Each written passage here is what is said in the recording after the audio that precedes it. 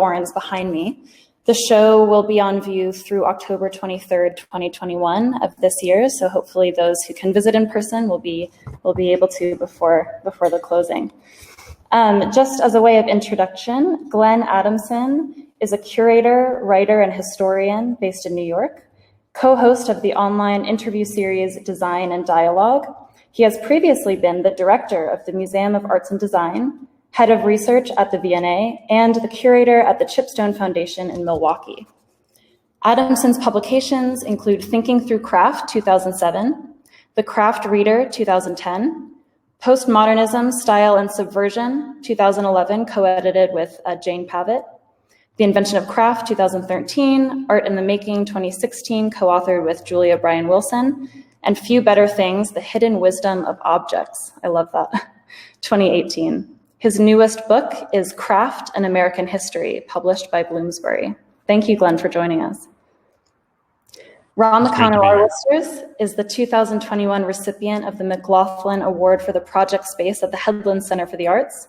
In addition, he has received a Pollock-Krasner Foundation grant for 2020-2021. Past Artist-in-Residence programs include the DeYoung Museum Artist-in-Residence, the Jurassic Resident Artist Program, Recology San Francisco Artist-in-Residence Program, and the Vermont Studio Center. Grants and awards include Artadia, the Fund for Art and Dialogue New York, the San Francisco Foundation, the San Francisco Arts Commission Cultural Equity Program, Black Artists Fund Sacramento, and the Eureka Fellow awarded by the Fleischhacker Foundation in San Francisco. His work has been featured in Sculpture Magazine, the LA Times, San Francisco Chronicle, 7x7 Magazine, ArtNet, and the San Francisco Examiner. Born in Kernersville, North Carolina, Oarwisters earned a Master's of Divinity from Duke University Divinity School in 1986. He is also the founder of the beloved Crochet Jam, a community arts project infused with folk art traditions that foster a creative culture and cooperative relationships. So I'm going to let the two of you go ahead and be in conversation, and I'm also going to leave our video on so everyone can see the beautiful exhibition behind me. Thank you again to both of you. Thank you. Thank you so much, Megan. So just to give everyone a little bit of a game plan here, Ramekon and I are going to talk for about 45 minutes with images just flowing past us like a river. And then last 10 or 15 minutes, we'll take your questions in the chat. So do just go ahead and put them in the chat as we're talking if you want, and we'll try to get to them at the end. We'll be at about an hour all told. And hey, Ramekon, it's great to be with you tonight. Likewise. Thank you so much, Glenn. I really appreciate your time. Such a pleasure. Thank you.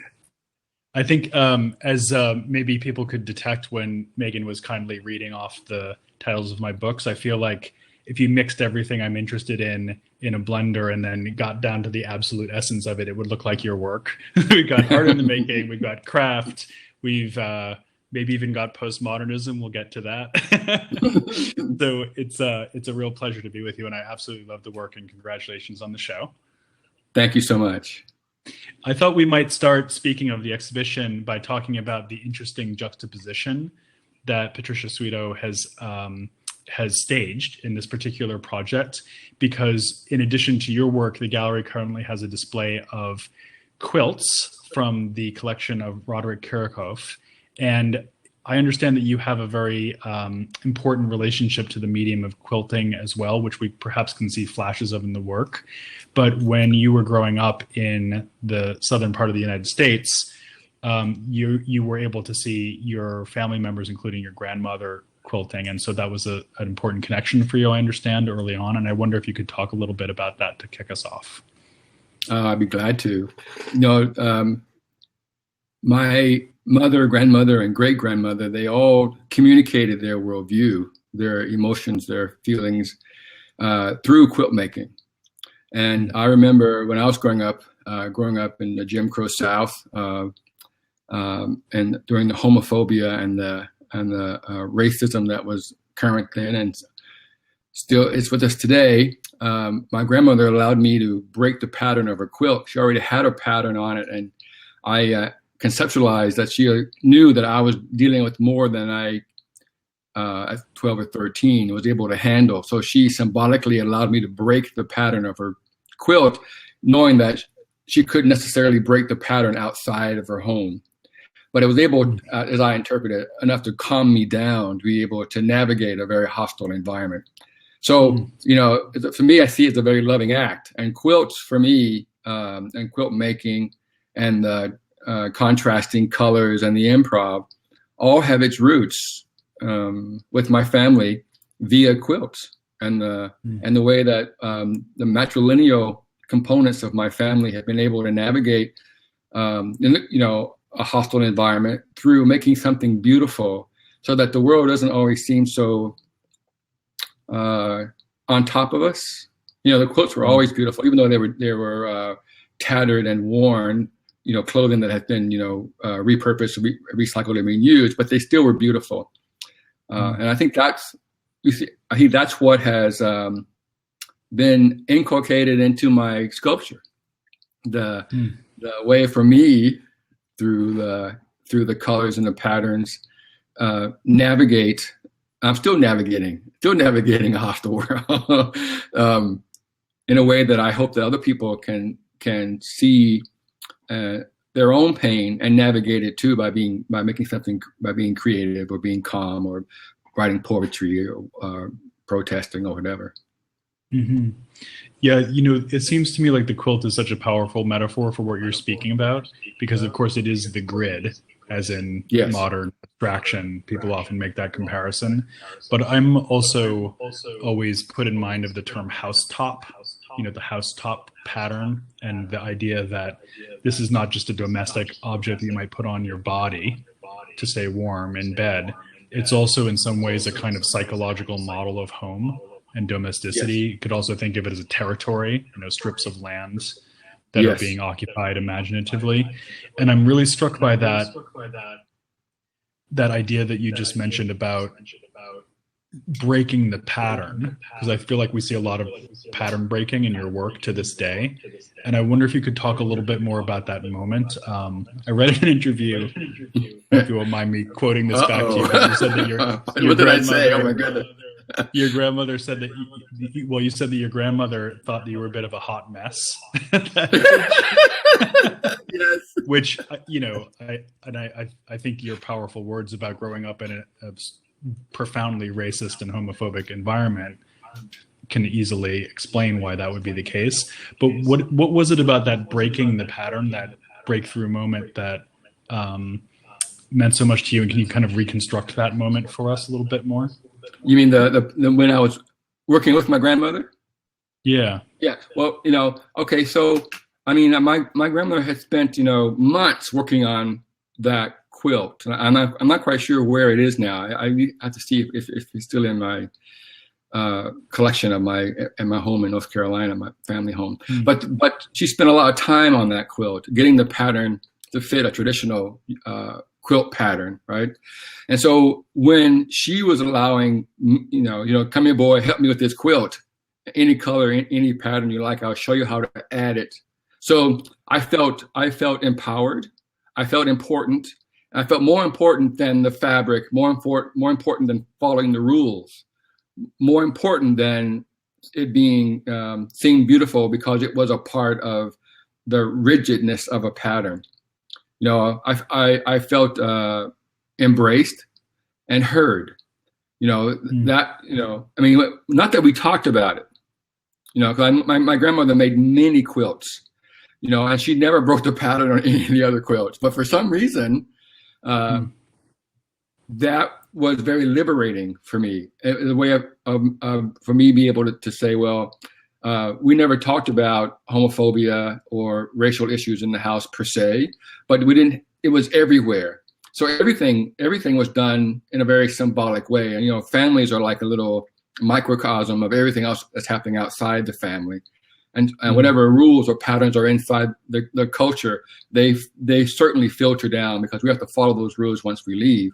And the nonverbals, I remember seeing, growing up, colored only and white only signs for fountains and going to the theater.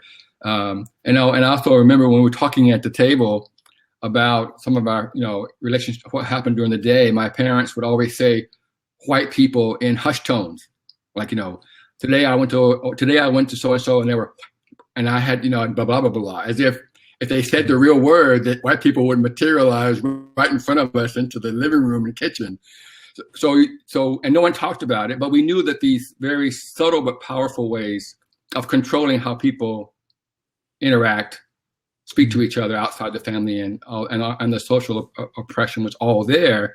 But for me, when my grandmother did that, it was a powerful moment of liberation. I didn't have to hide. Of course, we didn't talk about it, but I didn't have to hide.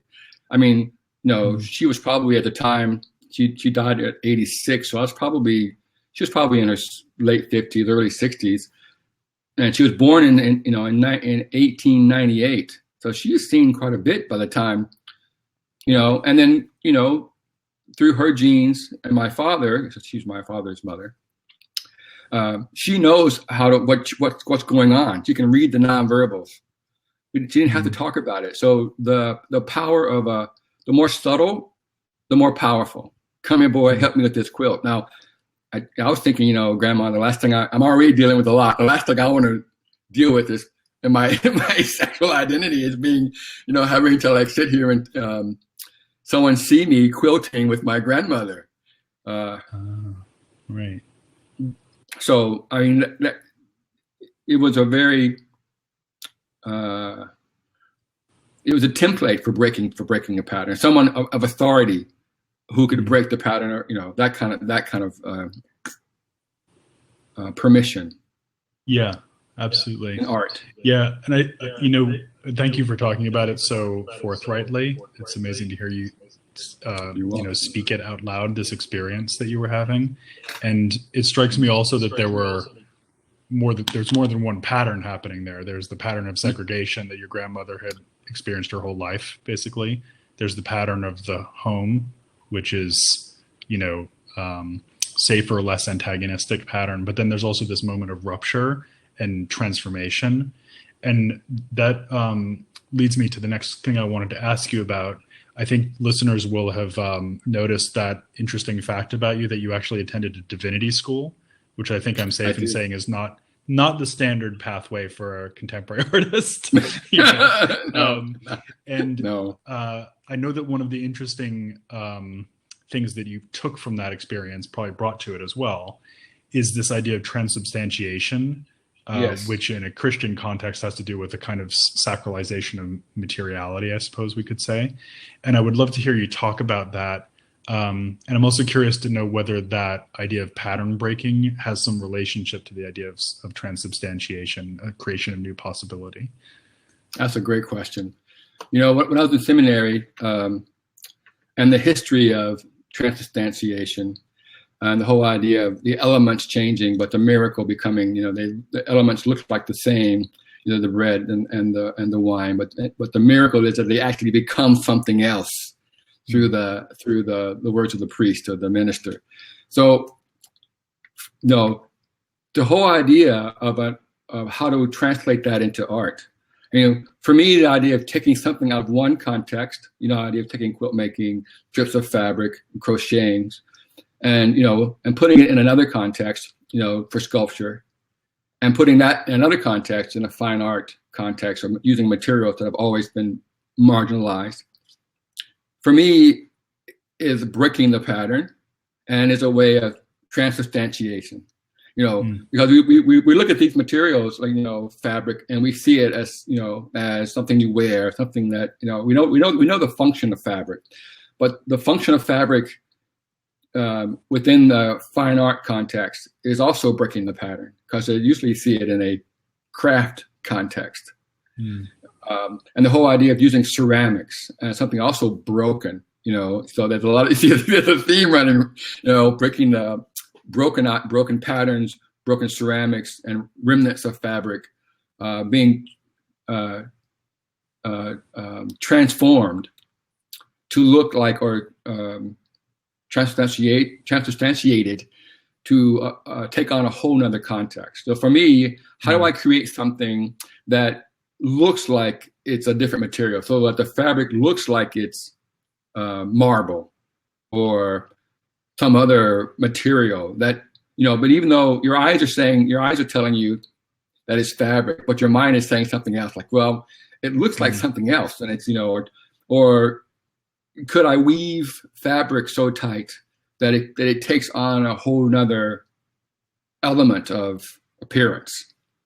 And that to me is exciting. How do I take materials, and this concept from seminary, and has this context in being a religious context into an art creative context. And that's, and I don't see that they're that far, breaking the pattern of my grandmother's quilt, and then breaking the pattern of the doctrine and concept of what transubstantiation is also breaking the pattern, because I'm putting it within a fine art context. Yeah. The idea of using in fact, it's almost even a gesture of appropriation to take that idea and displace it into an art context where it wasn't meant to be. It's almost like a kind of conceptual Duchampian move. Yes, and subversive. Yes, subversive. Because exactly. We're not supposed to use. You're not supposed to use something that's considered sacred. And if I remember my my church history correctly, the whole idea of the sacrifice is that the church didn't want to continue to this feast that had its kind of what's the word, carnivorous, where there's like, we're supposed to be broader than, and there wasn't enough of the actual body to go around. So how are we gonna translate this into something, so that it isn't literally interpreted, because there isn't, the body itself, is not there anymore. So what's the language around that situation? Contextually, how do we, which council of bishops are going to have to address that concept? Yeah. That's, it never occurred to me before that the doctrine of the host is also about a kind of infinite expansion of the church, because if you only have one body, church, the body of Christ, you had to experience it in person directly, physically. You would never be able to have that kind of cross-historical, cross-geographical scale that the church achieved. So it's a kind of strategic thing. And so by subverting that and putting it into an art place, you're sort of taking that energy and that sense of kind of potential infinite communication. It's a really, really interesting idea. Never occurred to me before. But I wanted to ask you one more question about the idea of the sacred, which has to do with the concept of the relic. Because one of the things that jumps out to me about your work is that you're obviously dealing with ideas of fragmentation. I warned you I might use the word postmodern, but I'm okay with that. The postmodern fragment you could associate perhaps to the aesthetic, but also there's a sense that we might be looking at remnants or, as I say, relics that have a kind of charge to them. In the same way that a saint's finger bone might have had a charge to a medieval person. It also makes me just think about the idea that, many people have thought about over the years, that museums and galleries are churches and temples. And they're where we go to commune with a higher power, with a higher aesthetic. And I wonder if that idea of the relic is something that you respond to and that you see in your own work. Well, thank you for that. These are things that are left over. They're remnants of fabric, they're broken, so they all have a reference. In and of themselves, they have no power. We give them power. Every object is associated with what we align with it. I mean, the flag is just a piece of cloth that's painted in certain colors. But that piece of cloth has as an image, as a relic, if you want to, as an object, has a huge amount, unspeakable amount of visual power and influence. But we give it to it. By itself, it's just red dye and fabric and cloth, right? So we imbue it without, so even remnants, even broken ceramics, even pieces of fabric, if it's from a loved one, or even, like you mentioned, the bishops or the saints, those are, it speaks to something that we give power to, and we are endeared to it, right? And I, to be honest, I too feel like a remnant, fragmented. I feel that, and how do I elevate that so I don't carry it around? I don't carry around how society, through the racial world in which we find ourselves, has marginalized Black America, gay culture, and the list goes on and on and on. How do I take that pain and that loneliness and that psychological abuse into a realm that other people can feel, that they can feel it in their own way, but also be able to be empowered to become more than just what the society has labeled them, right? When I look at the work that I create, I even have coffee bean bags that I unravel, because who thinks about coffee bean bags and think about the work involved in who are the people who actually pick those beans or grow them, put them in there? Who are they? What do they look like? Who uses the burlap and weave it to make the bag? And who sells it and who buys it? So we're all in some ways are relying on the remnants and skills and talents of everyone around, people we don't even see, to navigate a world depending on where they are, in ways that I don't have to. But still, there has to be a correlation of how do we deal with our fragmentation, unconsciously or otherwise. And I want to be able to make that more symbolic and as powerful as I can. Yeah.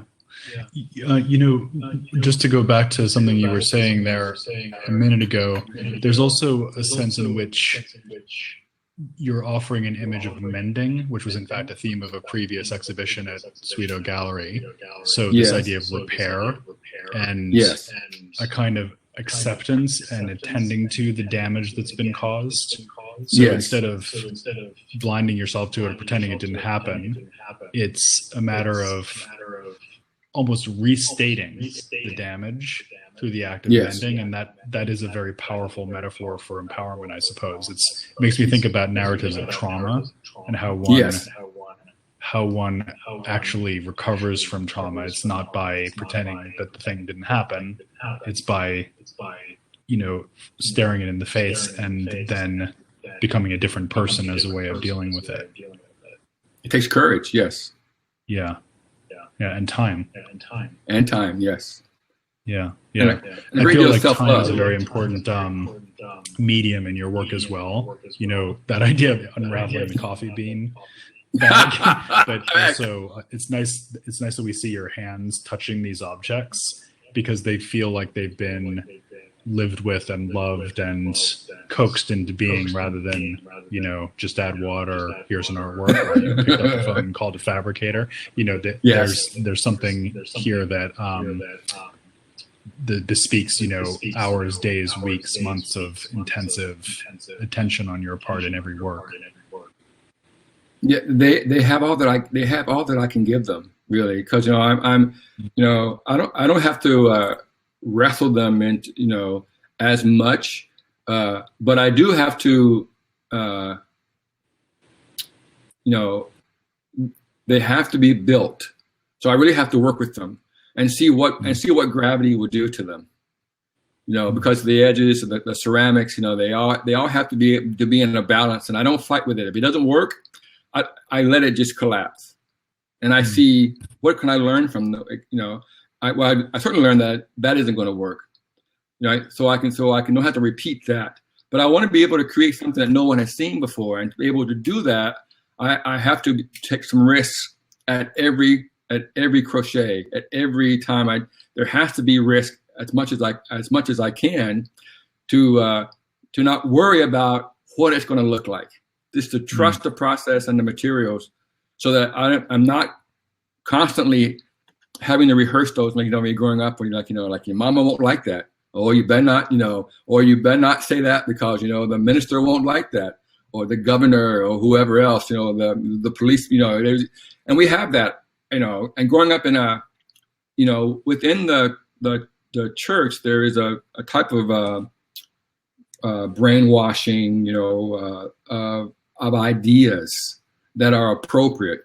And there's also, within the artwork, you bring that language, whether it's ceramics or fabric, you bring that language, like my mother, I used to take Brazil nuts, and I would go get Brazil nuts, and I would go and get a stamp, and I would go to the stationery store, and I'd ask the guy, I would tell him the word, but I would say to the audience that I want a stamp that has the racial epithet of Brazil nuts, and he would just recoil, and I would stamp on Brazil nuts, the N word on Brazil nuts, and put them in a jar, and I showed them to my mother, and from a distance, she was, because I never called them Brazil nuts, we never knew that at home. And from a distance, she thought they were just really beautiful. They're reddish brown. They're in a jar. And then she got up closer, and it had and she goes, I want to put these in museums around the world. And my mother says, oh no, they won't like that. And I was thinking, but we're in our own home here. And we're in who won't like it? But you see the way of, and she's right. Right? But I did it anyway. I mean, I made the process anyway. So, the whole idea of breaking to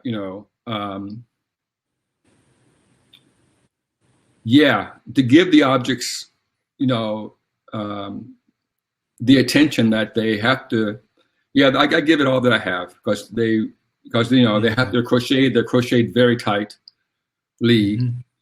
Because they can't move within the weaving. That the ceramics just has to stay in place. That story is so incredible that I hadn't known that Brazil nut interlude, but it really speaks to your intentions and instincts at that stage of your life. Giving yourself permission to do the impermissible. And I think it does connect very strongly to another aspect of your identity that we haven't touched on in much depth yet, which is being a person of, queer identity. Yes. Somebody who's not just Black, but also queer and thereby doubly marginalized in our culture, at least doubly. Yes. And I understand that you actually left divinity school to some extent because of the homophobia of the situation that you found yourself in. You're right. I got my master's. I earned a degree, but I decided, the ministry wasn't. I couldn't fight the church and my mother at the same time. So I had to, I figured one or the other, but not both. So I figured Japan would be the best place to go. If I had known about Perth, Australia, I would have gone there, but I didn't know about it. But I knew about Tokyo. Well, you got to hold on to your mother. So that was a good. There you go. Yeah. But it leads me to ask you a couple of questions about the idea of queer identity in the work. Yes. Starting with the title Cheesecake, which we're looking at right here, an example of that. The term cheesecake can refer to, a female pinup, but it's also a word that circulates to some extent in gay slang, gay culture. And I wanted to ask you first to talk about this idea of being like an object of desire or caricatured, object of lust or prurient interest, and how that energy fits into the work. You mean an object of desire as it relates to the work itself, or as people perceive me as an object of desire? Well, my assumption is that those two things relate to one another. Yes, I guess I'm asking you about both, in fact. Yes. Okay. Well, there is some what's it called? one feels degraded or denied or less when one's perceived as an object, because you're not looking at you don't know the person or the individual. You just know the stereotype, and the whole idea of someone being an object that's a objectification, it isn't always positive. It's used as a way to either control or to make money or to manipulate or to mistreat. But it's not because I love you. To be objectified is never something tender or something that shows that they care, and so in some ways, how do I, subvert that? And the objects are also very beautiful with the fabric and the ceramics, but they're also dangerous. They will cut you if you handle them wrong, right? So there's always another edge there, and being objectified as a Black male. I think deep within the primal structure of the racial construct of which we find ourselves, there is also the allure and the danger. That we, because it's like the whole energy of in football and national football. There's all these men out there running around, wanting to be aggressive, wanting to win, wanting to show who's the head of the top. But if we allow that activity to happen and not be controlled, the social structure in which we find ourselves would collapse. And now that whole energy is being used to make billions of money when it comes to the owners, the commodities, the T-shirts, all the advertising. So I feel in some way there's the same thing about the genetic material of Black and brown people. I mean, Black and brown people are 9/10 of the globe. Yeah. Right, 9/10, and our genetic material. There is a fear of the Black genetic material. So at the same time, it has to be objectified. Also means that there's the stereotypes, and there's also a type of control in there as well. So it's never. It's never personally. It's never a way of feeling grounded or complete. It's always being. It feels like you're being subverted in a way. You're always just there, but you can never get to be included into the culture. Yeah. And so how it works with my art is how do I make it? How do I create something that at the same time has this yin and yang about it being seductive and dangerous, conceptually, I mean, people see it in the exhibitions. They don't, the unconscious associations are heightened, I believe, because you can't touch it, and right, and like, oh, those are broken ceramics. Those things must be sharp, and they're beautiful. And when it comes to the title of the flowered thorns, the reference there is using a rose, for example, and other plants, particularly cacti and other. They bloom, and they also have thorns. Yeah. Mm-hmm. So it makes me think about the crown of thorns too, another religious reference. But I kind of want to stay with this very deep understanding that you're giving us about how racism works, and I think also how homophobia works in a sense too. But the fact that Black and brown bodies are in some ways supposedly positively invested with the charge of athleticism or erotic power, and this narrative of violence and sexualization is thereby attached to those people. And of course, that's an incredible distortion, caricature that's being projected onto those people. And I do feel like your work captures that complex, problematic energy and holds it there so that we can look at it in some way. That eroticism, that sense of desire, the allure, I mean, they are beautiful things to behold, and you want to reach out and touch them. They're very, very charismatic in that sense. And they also contain this imagery of breakage, of internal disruption, deconstruction. So these images that might very well make us think of violence.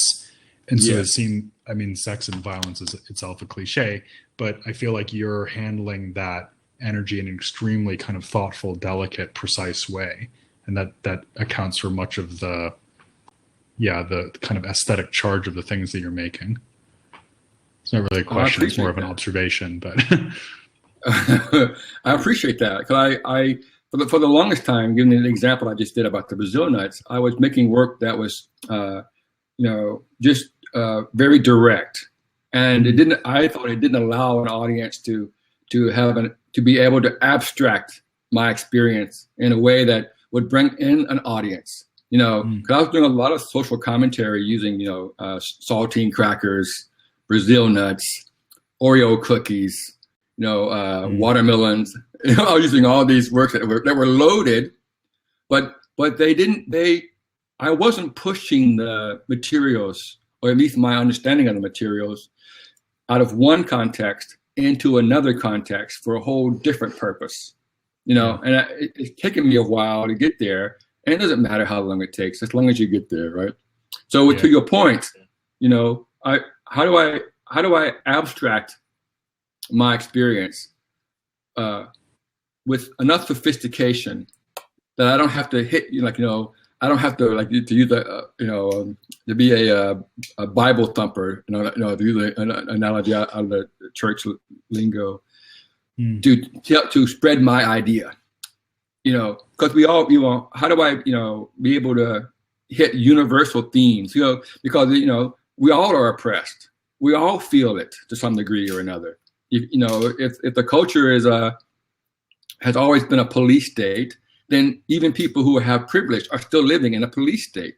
And you're raising children in a police state, right? So whether you're conscious of it or not, the whole idea of violence and oppression and the culture of the famine of intellect, within the social engineering of the culture affects everyone.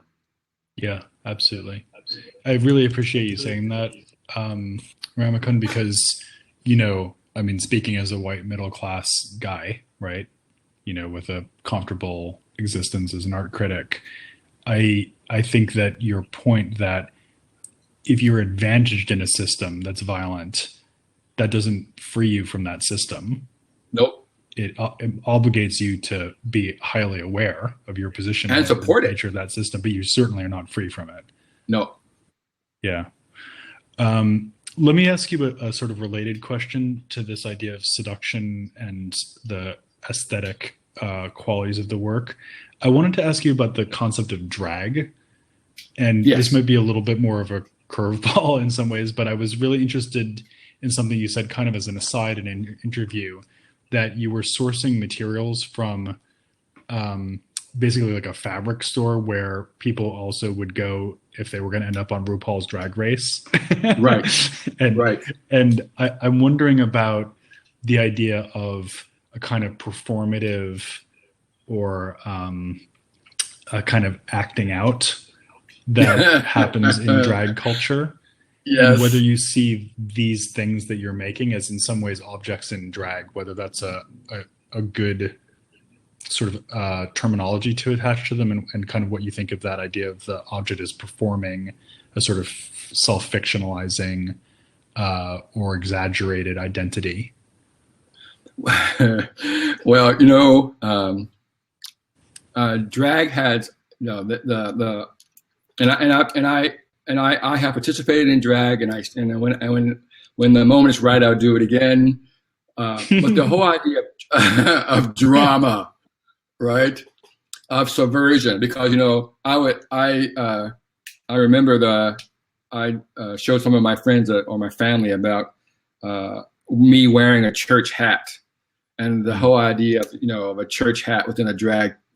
Black women wear church hats, or women wear church hats, and the whole idea of drama. I mean, if putting a church hat on my body is enough to rattle the sexual norms of any culture, how powerful is it?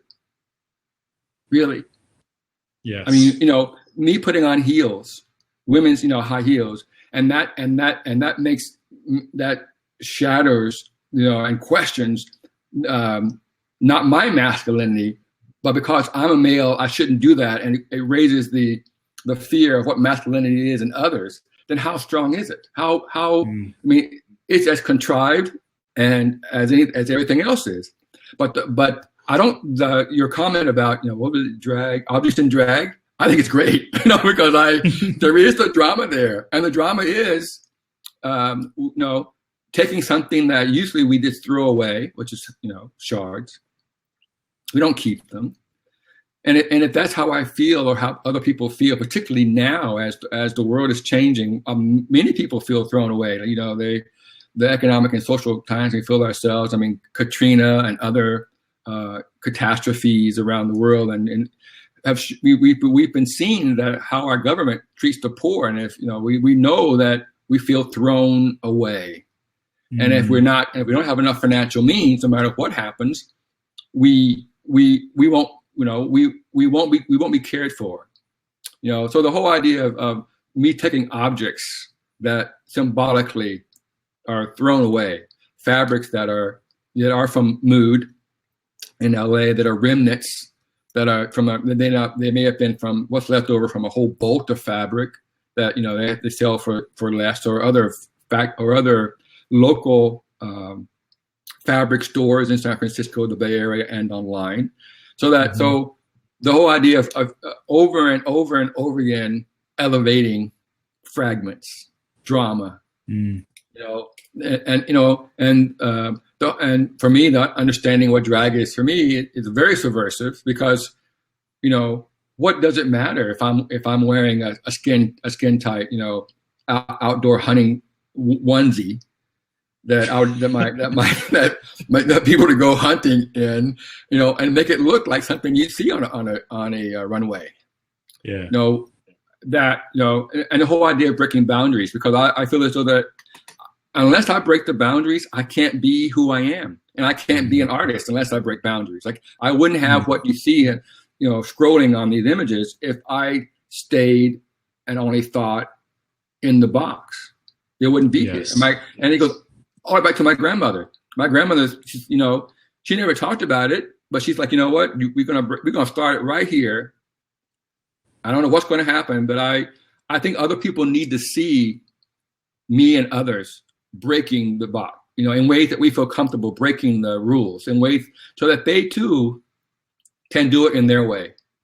Yeah. Whatever that is. It could be political, it could be in teaching, it could be whatever but unless we do it, other people won't feel that they too could be empowered to break the rules, or conceive or reinterpret the rules in ways that they feel comfortable to do, to whatever level they're able to. And I'm lucky to do it in the arts. I feel very, very fortunate that as an artist, I can use symbolic language, dream language with these materials to reference, objects in drag. Yeah. Otherwise, we're all controlled by it. If we can't wear what we want. Well, indeed. And, drag, precisely because of its outrageousness, drag is one of the clearest examples you could ever find about people making a decisive choice about who they want to be, and then going and being that thing. I mean, it is the definition of empowerment, and absolutely illustrates the fragility of the normative structure that pretends to be so strong, but actually starts quaking and shivering the minute somebody wants to be something they're not meant to be. So let me just ask you one last question, Ramekon, and then we'll take some questions from the audience, if that's okay. Well, time does fly in these conversations, and certainly has this evening. But I just wanted to ask you about art history in your work. Yes. And I just wanted to start by noticing that, in case people don't know, the ceramic fragments that are in your work are actually not from ceramics that you yourself have made in most cases, but Correct. Are sourced from the kind of scrap pile the Shard Yard at the Cal State program at Long Beach. So the ceramics program there. Through Tony so Marsh these are actually and, bits of other Miles. people's work. Yes. Correct? Yes. But then there's also flashes of an incredible diversity of other artists in your work. I think of Robert Rauschenberg. I think of Judith Scott, the great visionary artist from California.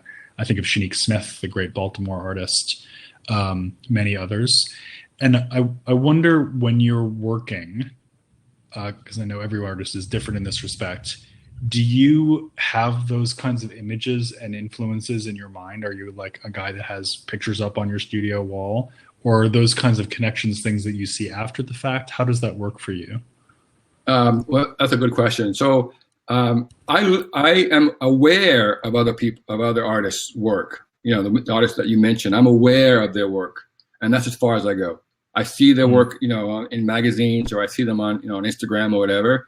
And so I let those images just, like, you know, in my mind, just be there doing their thing, and they just churn or whatever, you know, and then somehow, eventually, they will percolate in my way, in what you see.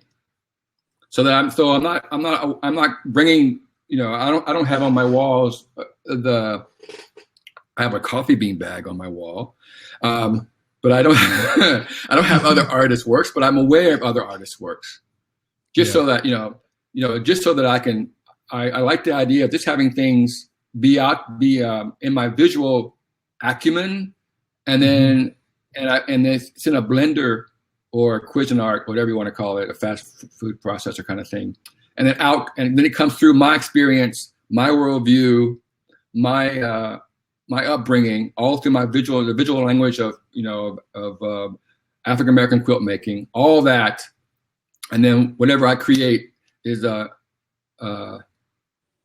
result of all that information. Yeah. Okay. So I don't worry about it. I just come to the studio, and every time I'm in here, I know that I'll see something that I haven't seen before. Yeah. Awesome. That's a great. I'm so glad I asked, because it really brings your process alive and the sort of life of the studio alive. Let's take some questions from the viewers, shall we? Thank you. Okay, so just going in order here. Rana Davis asked an interesting question. Have you made a panel for the AIDS quilt for a loved one lost?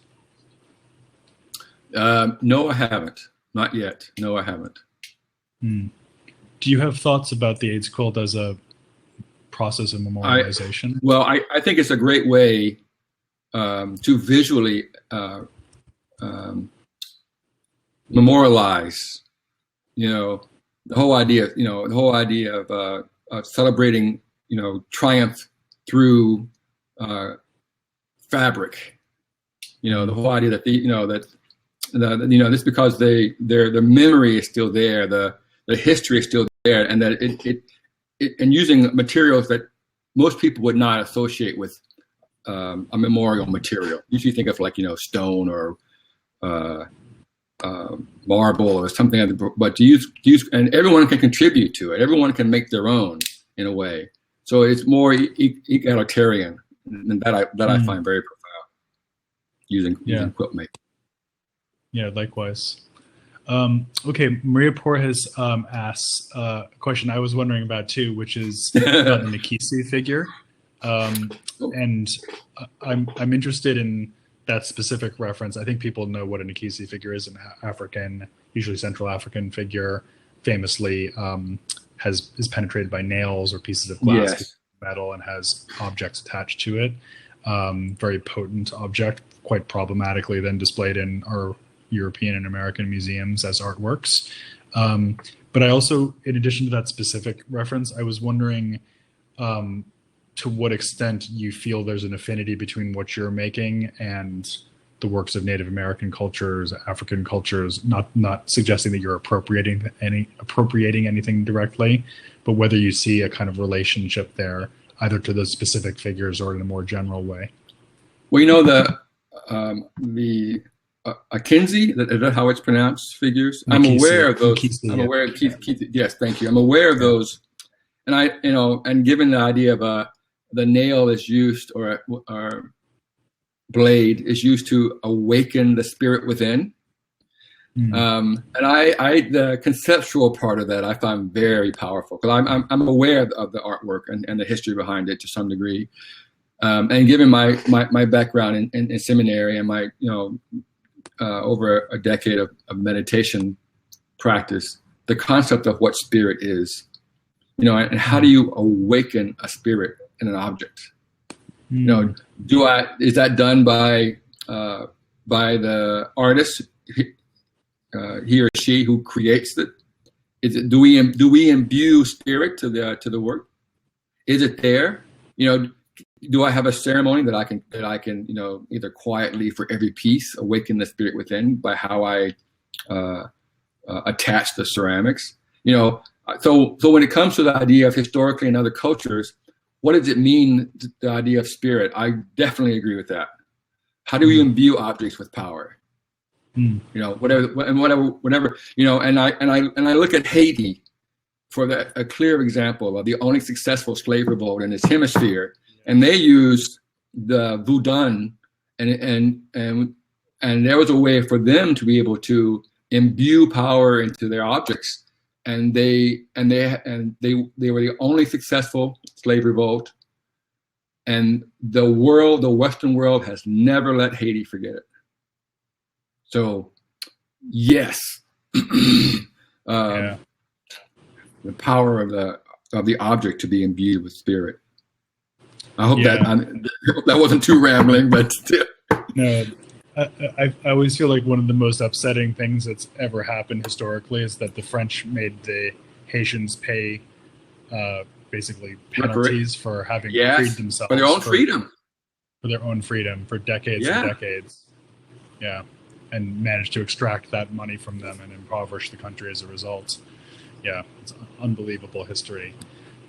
Toussaint Louverture. Yes. Remember him. The spirit is everywhere. Yes. So maybe I'll just ask one last question. This is from Rebecca Frank, who asks, to put it briefly, how do you actually compose the work? So do you start with one element and then build around it? How do you actually go about working with the shards? Is there a general kind of pattern to the start, middle, and end, or is it more improvisatory than that? Oh, that's a closely guarded secret here. Only the 17 Secret Service organizations know about that. So I have to rely on gravity. So I have to be able to get the ceramics to stand. So the base, because it's not like a puzzle. The puzzle always fits together, and it will eventually fit. But these are rough edges, right? Rough edges, so I'm always excited about. I know that every time I do this, I'll have to find a new way to get that base to be able to hold the weight that's going to go on top of it. So I stand them all up on the 2 or 3 of them up on the table, and I just see in what ways that I can, through the rope and the fabric, get it to be very, very crocheted and sew it and quilt it so that the base is strong enough to hold the weight on top. And then I build on top of that. So I crochet and use binding knots on top of other ceramic pieces. And then I keep going up until, so every time I add something, I have to be aware of the fact that there is gravity is, straight down. So if anything is too heavy on one side or the other, I have to accommodate, so sometimes it's falling on me, or, and I go, oh, then I need to figure out to put something on the other side. So I balance it on underneath it. And then I go on the other side and fix that part and then come back. So I'm constantly adjusting, and in tune with them, and in tune with the weight, because I have to be aware that these pieces are small, but they still, in the context of what I'm creating, even a small piece can still throw off the balance of the sculpture. And I want them to look like how are they standing? How does that work? And to be honest, I just do it. I don't know how I really couldn't tell you how I don't know how they stay together, because there's no armature, there's no glue. I just do my thing and it just works. Well, it sure does. Actually, I said I wasn't going to ask you another question. But this is too good of a question, so I have to ask it. Priscilla Otani asks, "Is your studio messy or organized?" Isn't that good? So basically, does your studio look like your work? Is it? It's very messy. And she also asks, do you excavate materials randomly as you add to the work, or do you have like a system where that sort of brings them into the work? So here's the thing. I'm working on, more often than not, I'm working on many pieces simultaneously, right? So sometimes I get stuck and I don't know. I mean, I got to get this thing to stand, and it won't stand. So I leave it for now, and I go to another piece that's already standing, and I work on that. And then I go to another piece that I figure out how to get it to stand, and I take that idea and bring it to the first piece and fix it so it will stand. So they all inform me how to take care of all the other ones by working on them, not one at a time, but in a group. So that they're So one idea may not work with this sculpture, but it would work on another sculpture, And so and then I also look at other, other symbolic language. Like I keep a dream journal, and like one night I had a dream about my door. The lock on my door wouldn't work, and I couldn't get the lock fixed. I couldn't fix it, and strangers kept coming into my living room. So instead of me going, that's pretty freaky, that's a very uncomfortable dream, I woke up and thought, locks, broken locks. That would be another symbolic it's in my dream world. So it must be in other people's dream worlds as well. So symbolically we want security. We don't feel secure, and the door is broken and you can't fix it. So I figure what would be a great symbolic language object that ties into dream language would be, so I have all this stuff on my table, and one minute I look down and I see a lock and I go back to that dream and I put it in a sculpture. But I don't have a box of broken locks waiting and departmentalized, because I like it being random, bizarre, raw, edgy, beautiful. Yeah. Awesome. It's all those things, that is for sure. Well, Ramekon, I'm afraid we're out of time, and I hate to stop there because I've been told in the past that an interview process can be like a therapy session. And I feel like we're really getting into some. It's like, this is your brain on art. But that was such an amazing conversation. It's so wonderful. Thank you, Glenn. With you and spend time thinking about this powerful work. Congratulations on the show. Congratulations on everything you've been doing, and can't wait to see what you do next. I appreciate that. Thank you so much. And let's hand it back to Megan now. She's going to take us out. Oh, thank you so much, Glenn. This has been such an amazing conversation with the comments as well. We really appreciate all the beautiful, powerful comments. I hope Ramekon was able to read some of them. I did see some of them. Thank you all for commenting. I really appreciate it. Thank you. Great. So Ramekon, thank you so much for joining us. Everyone tuning in, hopefully you'll be able to come visit the show. It's on view through October 23rd, 2021. We're at 315 Potrero Avenue. And in our back gallery is a collection of Roderick Kirakoff's quilts from his Unexpected Quilt collection. So, sorry. And visit us in Untitled Art Miami as well, coming up pretty soon. So thank you, everybody. And Ramekon, I hope to see you soon. Thank you. Thank you, Glenn. Thank you, Megan. Thank you, Pat. Great night, Glenn.